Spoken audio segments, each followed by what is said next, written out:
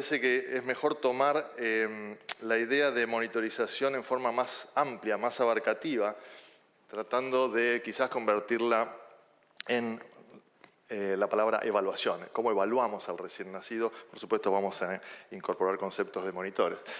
Pero me pareció mejor. Y cuando hablamos de evaluación del recién nacido en sala de partos, ¿cómo no traer primero a la doctora Virginia Apgar, quien fue la primera que realizó una evaluación sistemática del recién nacido en sala de partos? Su paper fue publicado en 1953 y era tan necesario e importante que se universalizó y hoy día lo seguimos usando. Más allá de que hay que cuidarse de no caer en el sobreuso o el mal uso o el abuso, como dice ese artículo de la Academia Americana del puntaje de Apgar, porque hay cosas que no hace bien el puntaje de Apgar. No nos da motivos para tomar conductas, no es bueno para predecir desarrollos alejados, pero sí, aún hoy es una herramienta muy útil para la evaluación del estado del recién nacido en sala de parto después del nacimiento.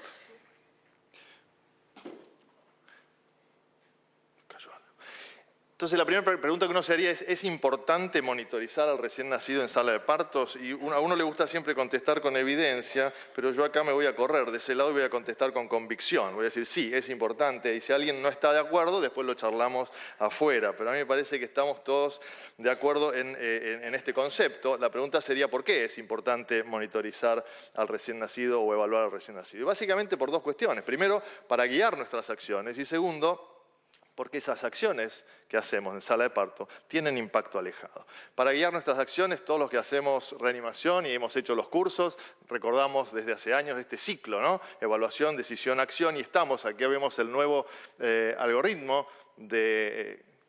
Saben todos que está el manual disponible, ¿no es cierto? Bueno, el nuevo algoritmo, ahí vemos en verde todos los momentos donde hacemos evaluación del recién nacido en esos primeros minutos después del nacimiento. Así que esto es importante porque decide nuestras acciones y además en cuanto al impacto alejado que tiene lo que hacemos en sala de partos. Por ejemplo, en recién nacido de término, todos sabemos, a partir de los estudios aleatorizados y el metaanálisis de la base Cochrane, que partir con 0,21 de FiO2 es tan importante que ha tenido impacto sobre la mortalidad de los recién nacidos en esta población de término. En prematuros uno podría preguntarse, bueno, esos 10, 15 minutitos que estamos en sala de parto en relación a todo el tiempo que permanece el recién nacido en la unidad, ¿importa realmente? Bueno, hay muchos ejemplos de que sí importa. Este es solamente un gráfico tomado de Alan Job, donde él, evaluando factores asociados al desarrollo de displasia, fíjense cómo jerarquiza, a ver si puedo señalar con esto, ahí está, fíjense cómo jerarquiza nuestras actitudes en sala de parto en cuanto al oxígeno, a las presiones, a los gases, a la temperatura, etc. Es decir, y así ayer Edgardo Gil nos hablaba también de otras enfermedades o problemas del recién nacido sobre las cuales influimos con nuestras actitudes en sala de parto. Así que creo que está claro que debemos monitorizarlo y sabemos por qué. Por eso estos artículos y estos comentarios de tantos autores importantes y prestigiosos acerca de esos primeros minutos dorados o de oro en el... No tengo, lo que pasa... ¿Qué sé? Yo quería con esto para que se vea allá, ¿viste? Pero soy medio obsesivo, pero bueno, en fin. Gracias, Marito.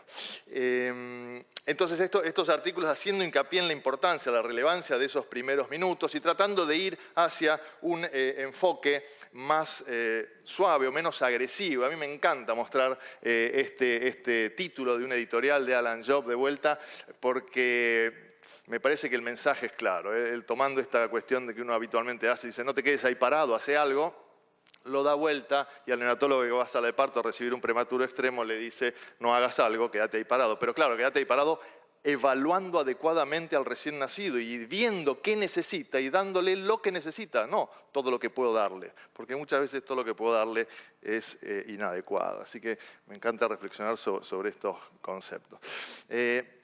Y lo otro es plantearnos por qué hacemos diferencia, por qué nos preguntamos si hay que monitorizar, es importante. Estas preguntas en terapia no las hacemos. A nadie duda que los pacientes que están en terapia intensiva tienen que ser monitorizados y lo hacemos y nadie se lo cuestiona. ¿Por qué hacemos diferencias?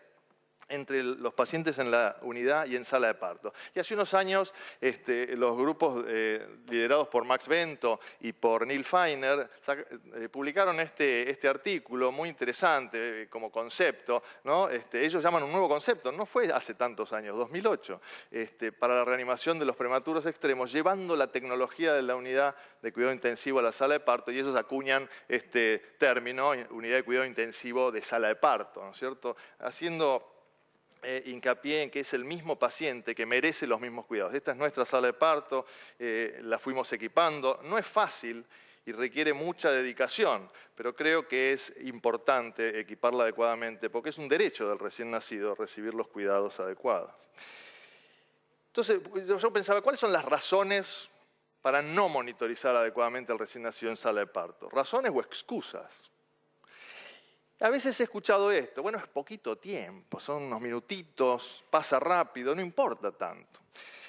Y esto lo escuchamos, y lo escuchamos de gente importante. Entonces, yo les pregunto a los que dicen esto, ¿no es el mismo paciente que después va a estar en la terapia? ¿Su vulnerabilidad en esos primeros minutos no es mayor? ¿Y su estabilidad no es menor? Así que mi respuesta a no importa tanto es sí importa. Es importante que evaluemos adecuadamente a los recién nacidos en el ambiente de sala de parto. La otra razón, esta me parece sí mucho más sensata, es por la dificultad de adquirir información e interpretar los datos que ayuden en la toma de decisiones en tiempo real. Y esto sí es cierto. Por eso entonces uno tiene que buscar, idealmente generar, pero por lo menos buscar y leer y estudiar trabajos que hagan foco en esto, en que definan la factibilidad y la seguridad de esos tipos de evaluaciones o eventualmente monitores, que la información que brindan sea útil, sea interpretable y que nos ayuden en la toma de decisiones que van a tener impacto sobre el futuro de esos recién nacidos. Y lo otro es qué monitorizar en sala de parto.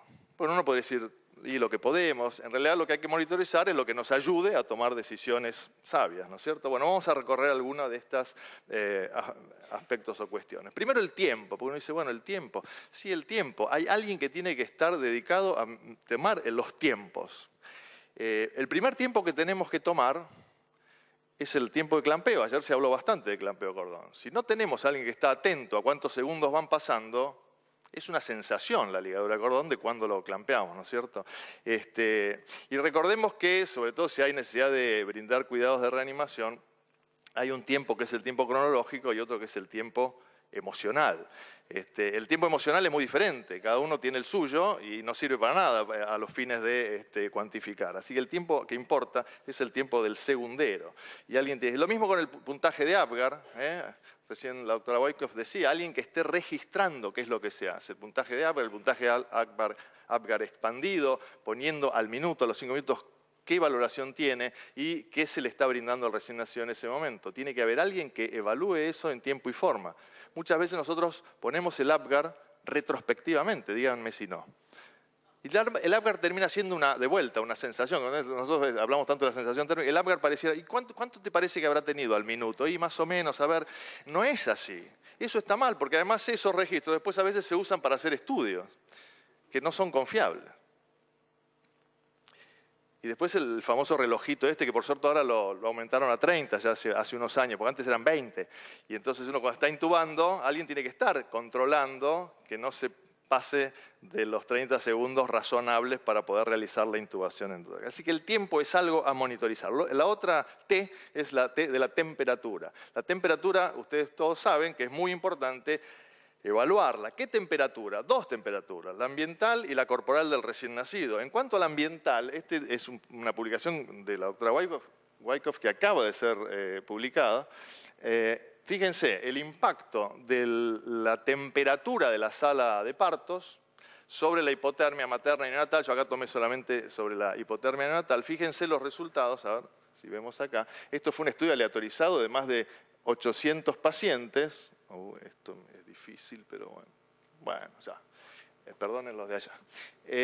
Fíjense que el grupo donde la sala de parto estaba a 20 grados centígrados tuvo una tasa de hipotermia neonatal muy alta y significativamente mayor que el grupo donde la única intervención fue subir la temperatura de sala de parto a 23 grados centígrados. Ahora, bueno, entonces estaban más fríos. ¿Y eso importa? Sí, claro que importa. Esta es una diapo tomada de la doctora Judy Ashner. Es un estudio publicado hace unos años. Unidades de la red neonatal del NIH, unidades de prestigio. Y esto es la temperatura, la admisión en la unidad después del nacimiento de los prematuros de bajo peso. Fíjense, lo que está en gris y negro son los pacientes que ingresaron, el porcentaje de pacientes que ingresaron con menos de 36 grados. Salvo algunas unidades por aquí que tienen porcentajes muy bajos, la mayoría tiene porcentajes altísimos. ¿Y eso importa? Sí, claro que importa. Como ya había mostrado el doctor Silverman 50 años antes de esto, los investigadores de la red neonatal de NIH volvieron a encontrar que la hipotermia tenía relación con un aumento en la mortalidad en los recién nacidos prematuros. Así que fíjense si esto no es importante. ¿Qué monitorizar y también cómo monitorizar? Tenemos el algoritmo, lo primero que hacemos es observar, ¿no? Respira, llora, tiene buen tono muscular y después hacemos los primeros pasos y luego evaluamos nuevamente la respiración. Todos sabemos que la acción más importante en reanimación es la ventilación de los pulmones. ¿Y cómo hacemos nosotros para diagnosticar la falta de respiración? Observando, ¿no es cierto? Observando. Eso es la primera cuestión que tenemos que estar bien atentos en mirar y entender qué es lo que le está pasando al recién nacido. Ahora, frecuencia cardíaca es un poquito más compleja, como ya se ha mencionado ayer y hoy. Hay distintas formas de medir la frecuencia cardíaca y hay estudios que han comparado las distintas estrategias de medir la frecuencia cardíaca. Estos son algunos de ellos. Fíjense, el primero lo que muestra es que la medición de la frecuencia cardíaca por auscultación o por palpación subestiman la frecuencia cardíaca real, tomada real como la medida por electrocardiograma.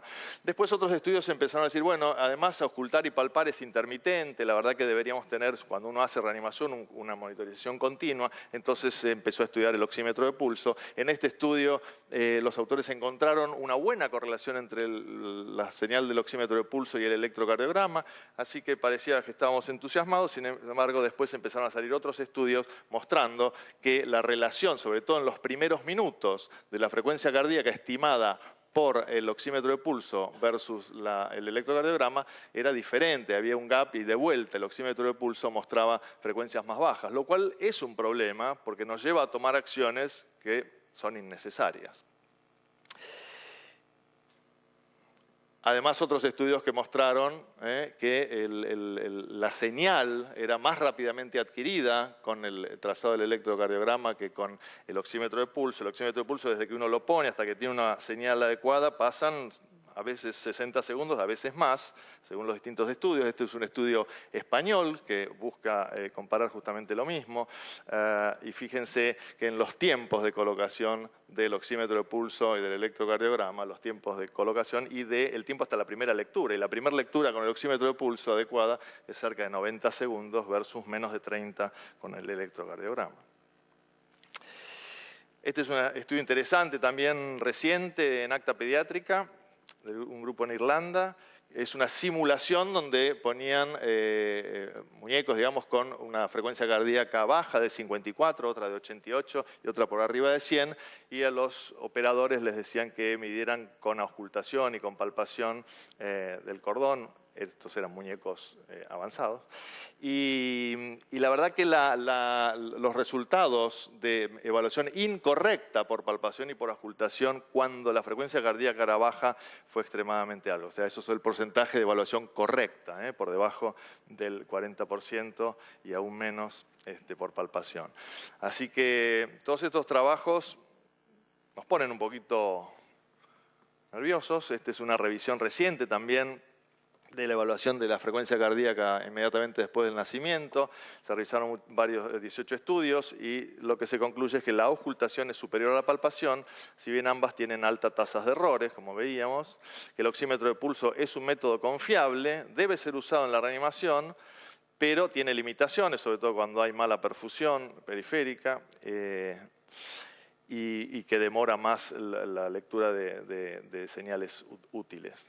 El monitor de electrocardiograma es más preciso, pero también tiene sus dificultades de aplicación, y si ustedes lo han tratado de colocar en un recién nacido, con las características que tiene la piel del recién nacido, ya sea por prematuro o porque tiene mucho unto, además, tampoco es tan sencillo. Muchos de los estudios que compararon oxímetro de pulso con electrocardiograma descartaron aquellos donde no pudieron obtener señal. Qué piola, pero a mi recién nacido yo necesito obtener señal. El Doppler es algo que está en estudio y no lo vamos a aplicar. Pero fíjense lo que nos dice Ola Sogstad en un reciente editorial. Dice, ojo, ojo, calma, calma, la auscultación todavía es el gold standard. Siempre es bastante provocativo Sogstad. Entonces, bueno, está bueno para leerlo, para reflexionar, es desafiante. Obviamente no es el gold standard, pero quiere hacer hincapié en que no nos olvidemos, si estamos así muy entusiasmados con los monitores, que la observación y la auscultación siguen siendo muy importantes. Y este es el trabajo del cual hace el comentario, que muestra un sistema más moderno, que sin los problemas de poner los electrodos, que es algo que se pone directamente sobre el pecho, y rápidamente, en 3 segundos, obtiene los registros de frecuencia cardíaca. No sé cómo hacer después para hacer el masaje cardíaco, pero bueno, eso no era parte del estudio. ¿Qué otra cosa monitorizamos? ¿Cómo venimos? Color, estado de oxigenación. ¿Y cómo lo monitorizamos? Este es un estudio que también me gusta mostrar bastante, del grupo de Colm O'Donnell. Cada una de estas barras es un recién nacido que en sala de parto fue filmado, y después esa filmación se la mostraron a 27 neonatólogos con buena definición y buen color. Y le preguntaban al neonatólogo, decime cuándo lo ves rosado. Y después evaluaban, cuando lo veían rosado, qué saturación tenía. Bueno, acá tenemos, por ejemplo, a este bebé, uno lo vio rosado cuando saturaba 40% y otro cuando saturaba 98%. Y a este ni hablar. Entonces no somos muy buenos en esos primeros minutos de cambios graduales del estado de oxigenación, no somos muy buenos con nuestros ojos para evaluar el estado de oxigenación y la eventual necesidad de oxígeno suplementario. Eso no quiere decir que no tenemos que mirar el color y que no tenemos que mirar a los recién nacidos. Pero para tomar decisiones no parece que seamos muy buenos. Por lo tanto, las curvas de saturación, de cambio gradual de saturación después del nacimiento en las distintas poblaciones, población de chicos de término, prematuros grandes y prematuros más pequeños, del grupo de Dawson. Nosotros lo que hicimos fue también evaluar la relación con la saturación postductal. Obviamente hoy día hay consenso de que hay que usar la saturación preductal. Y entender que esto es un proceso gradual, que en prematuros es diferente, que en los prematuros les lleva más tiempo. Y uno dice, ¿y por qué les lleva más tiempo? Bueno, esto es interesante. Lo estudió recientemente Max Bento en un estudio que a recién nacidos prematuros que respiraban espontáneamente los asistía con CPAP con aire. Y lo que hizo fue graficar la curva de saturación de los prematuros con CPAP con aire y las compara con las de referencia de Dawson de prematuros. Entonces, se parece mucho a las recién nacidos de término. O sea, lo que está pasando es que el prematuro le lleva más tiempo establecer una capacidad residual funcional adecuada. Así que no todo es oxígeno. Nosotros adoptamos la misma tabla que sugirió la Academia Americana de Pediatría en su programa de reanimación neonatal de estos valores. Nos parecieron mejor que la tabla del Consejo Europeo de Reanimación. Fíjense que el Consejo Europeo solo da un valor menor, un valor mínimo, digamos, es decir, prevé la hipoxemia, pero no nos da ningún dato sobre el riesgo de dar demasiado oxígeno. Por lo tanto, tener un rango nos parece mejor. Este rango es, sobre todo en los primeros minutos, bastante similar a donde está la mediana de las curvas que hemos visto, pero sobre todo tiene también cierto ajuste para que sea fácil de recordar, porque si no sería bastante complicado.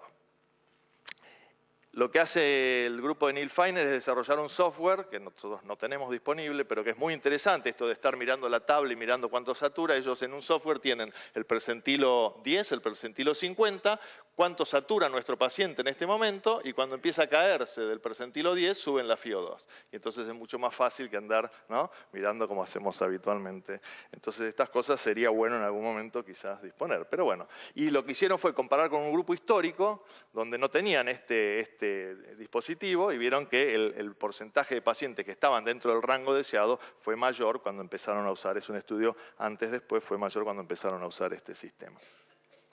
Entonces recordamos que hay que monitorizar la saturación preductal siempre que anticipemos la necesidad de reanimación, siempre que tenga signos de dificultad respiratoria. Si el recién nacido tiene signos de dificultad respiratoria, estamos empezando a pensar si va a necesitar oxígeno, tenemos que poner un oxímetro de pulso. Si tiene cianosis persistente, más allá del quinto, sexto minuto, y si siempre que demos ventilación a presión positiva y siempre que administremos oxígeno suplementario. Cuando usamos los equipos, es bueno que sepamos cómo se usan los equipos. No es cuestión de comprar un equipo, ponerlo y empezar a usarlo. Hay algunas características que tenemos que conocer. Estos son dos revisiones que me parecieron muy buenas de oxímetro de pulso. Y por lo menos recordemos que si uno va, el oxímetro de pulso en sala de parto tiene que ser tuneado de manera tal que pongamos el tiempo de promedio en 2 segundos para que la respuesta sea rápida y que tenga la máxima sensibilidad. Eso ustedes lo ajustan en cada oxímetro de pulso. Y esta es la forma correcta de hacerla. Distinto es en un paciente que está por ahí en engorde, en cuidado intermedio, donde uno pone los tiempos de promedio más largos. ¿Qué otra cosa monitorizamos y cómo lo hacemos? La respuesta a nuestras maniobras, fundamentalmente de ventilación a presión positiva, ¿sí? Nosotros cuando damos ventilación podemos ser peligrosos. No siempre, pero podemos ser peligrosos. Y entonces tenemos que ver cómo estamos dando ventilación a presión positiva. No voy a repetir lo de oxímetro de pulso, pero es importante contar obviamente con un mezclador y con el oxímetro para ajustar la concentración de oxígeno que damos. Y el tema de monitorizar las presiones y eventualmente los volúmenes TIDA. La PEP primero. La presión positiva al final de la expiración es un elemento que cada vez entendemos que es más importante, sobre todo en esos primeros minutos donde se está, como decíamos, estableciendo la capacidad residual funcional. Este es un estudio del grupo australiano, de Stuart Hooper. Fíjense lo que hicieron en animales, estos son conejos, ¿sí? Conejos, donde se ventilaron sin PEP, 0 PEP, o con 5 de PEP, y se va viendo acá cómo se establece la capacidad residual funcional, a ver si lo podemos ver en la próxima. Ahí estamos. A ver. Bueno, mi dedo no anda. Ahí está.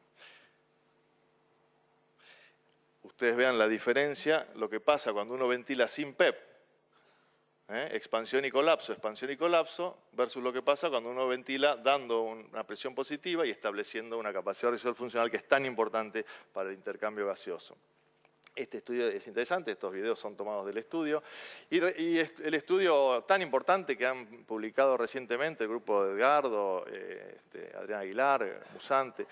Este estudio es fantástico, son más de 1000 recién nacidos evaluando 2 dispositivos, la bolsa autoinflable y el reanimador en pieza en T, en sala de partos, y más allá de que para el outcome primario no hay diferencias significativas para toda la población, hay hallazgos que son realmente interesantes, como por ejemplo, ayer los mostraba bien Edgardo, el grupo que recibió reanimación con reanimador en pieza en T tuvo menos necesidad de intubación, se usaron menos presiones inspiratorias máximas, tuvo también menos días en ventilación mecánica, y cuando se analizaron los pacientes prematuros de muy bajo peso, la incidencia de displasia broncopulmonar fue menor. La única diferencia entre los grupos fue con qué dispositivo se reanimaban. Entonces uno dice, tiene que empezar a pensar por qué pueden haber encontrado estos hallazgos, más allá de las limitaciones de los análisis de subgrupos. Pero esto es impactante y es interesante.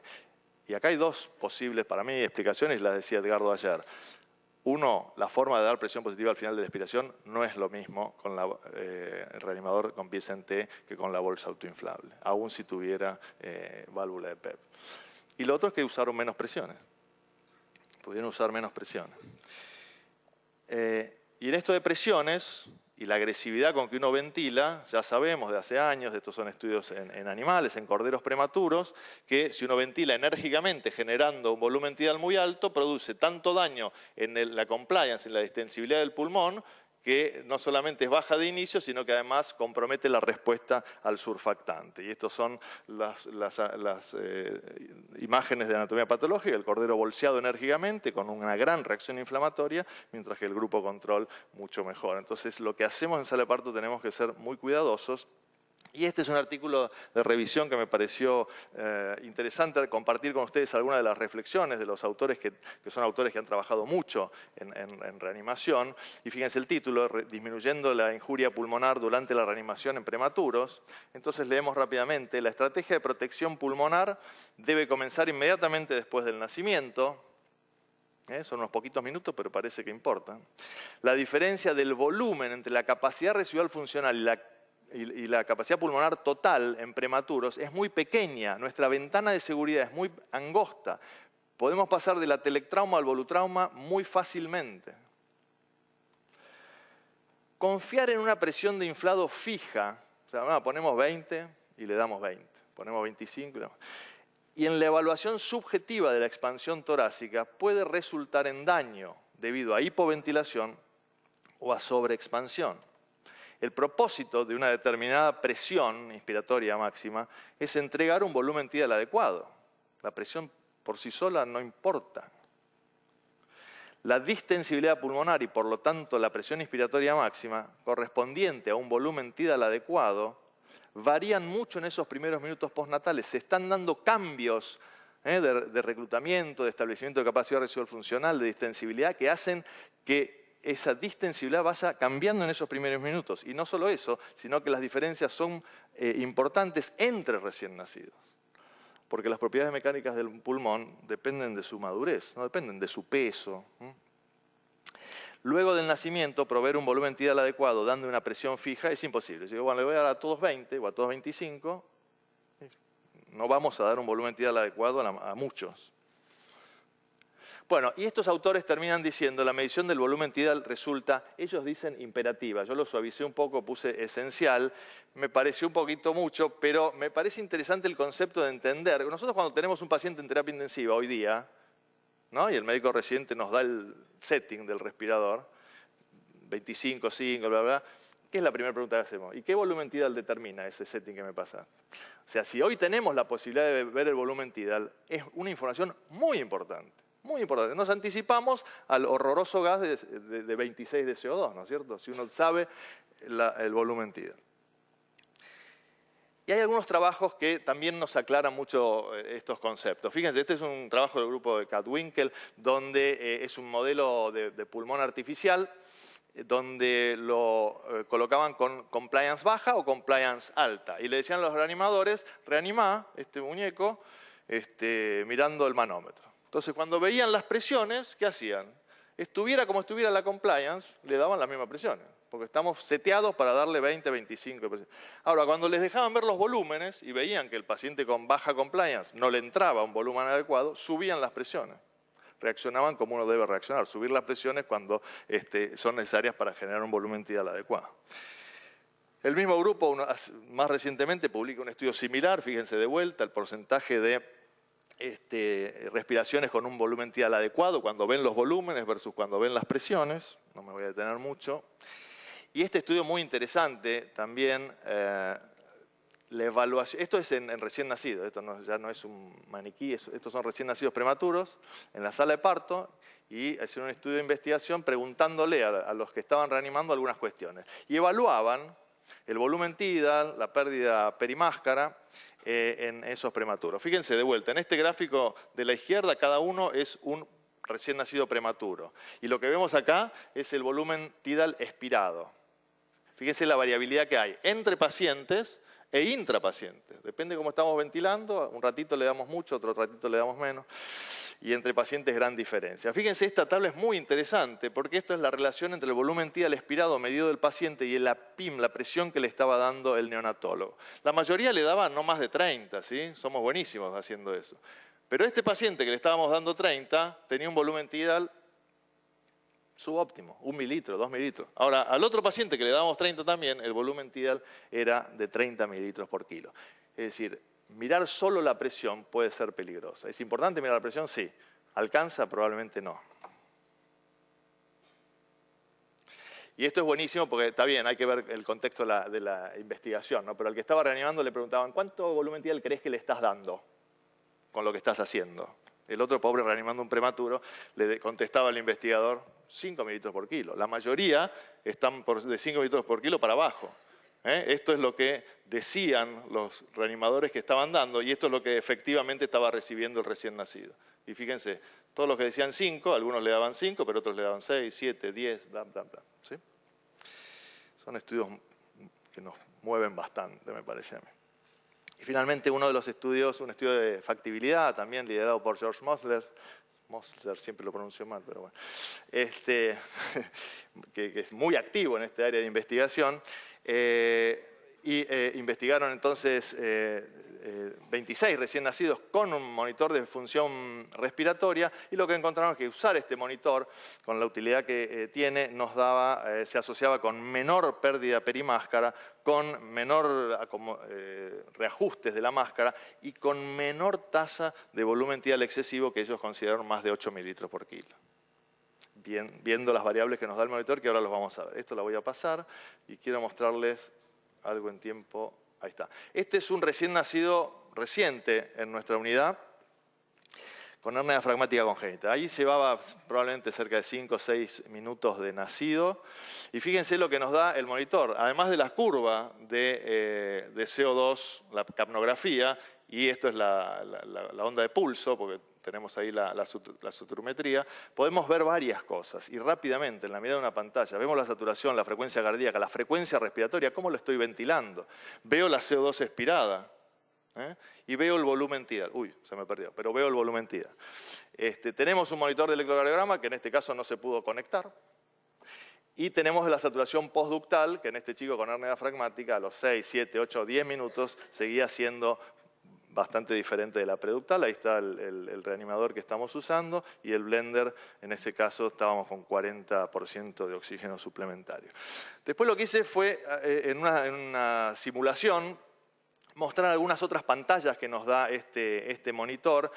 No lo estoy vendiendo, no tengo ningún conflicto de interés, ni mucho menos, pero fíjense qué interesante poder ver el volumen tidal expiratorio, las presiones. Si yo creo que le estoy dando 5 de PEP, pero le estoy dando 4 o 5 de PEP, esto me lo muestra más fehacientemente. El volumen tidal, la frecuencia cardíaca, la saturación, las ondas de flujo, flujo inspiratorio, flujo expiratorio. La verdad que ayuda bastante. Tenemos otra pantalla, si uno la... fíjense, lo que hicimos ahí fue bajar la PIM y vimos cómo, esto simulando, cómo el impacto que tenía ese descenso de la PIM sobre el volumen tidal era inmediato. También vemos tidal expiratorio e inspiratorio, con lo cual podemos saber el grado de fuga que hay, de escape. ¿Sí? Así que tiene utilidad. Ahora, ustedes dicen, ¿está probado? Acá un amigo mío me dijo, no digas que hay que usarlo porque no hay evidencia. Es verdad, no hay evidencia de alto grado. No hay evidencia. Ahora, si es útil o no, lo dejo en su consideración. Nosotros no estamos proponiendo que todos lo usen, pero es lo mismo que usamos en terapia intensiva. Y es el mismo paciente. La semana que lo mandamos a calibrar, los fellows estaban disgustados. Y nos muestra CO2, ya hay curvas de CO2 expirada en los recién nacidos prematuros. La CO2 expirada es interesante porque muestra el grado de aireación pulmonar en el recién nacido, en el nacimiento. Fíjense acá, lo que hace este mismo grupo es monitorizar, ahí está ventilando, ¿no? Entonces, inicialmente se dan ventilaciones, se va estableciendo la capacidad residual funcional y la CO2 está baja. Cuando se empieza a airear el pulmón adecuadamente, el registro de CO2 empieza a subir y nos muestra que el pulmón está aireado. Y fíjense, en el mismo trabajo, a ver si lo puedo pasar, en el mismo trabajo ya está aireado, la CO2 se salta. ¿Y qué pasa cuando algo ocurre que se derrecluta?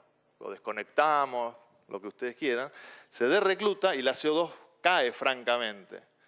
Y entonces algo hay que hacer para recuperar este volumen pulmonar.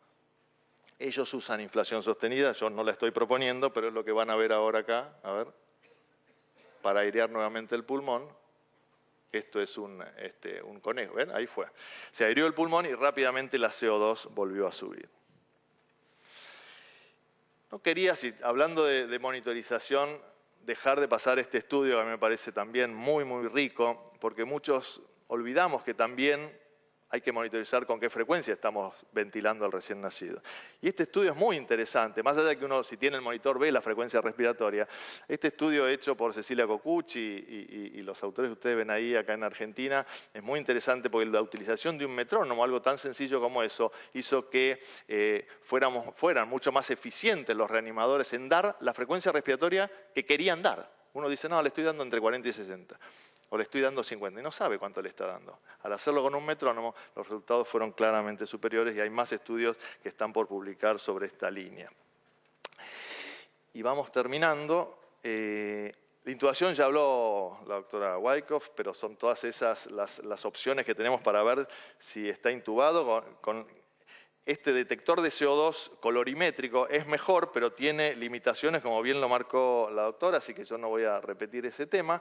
Y finalmente, saturación regional. Nosotros no usamos en sala de parto esto todavía, pero ya empiecen a saber que hay estudios que muestran cuáles son los valores normales. Y uno dice, bueno, pero ya me cuesta interpretar el NIRS cerebral en la terapia intensiva. ¿Qué va a ser de mi vida si lo llevo a sala de parto? Bueno, sin embargo, este estudio nos choquea un poquito.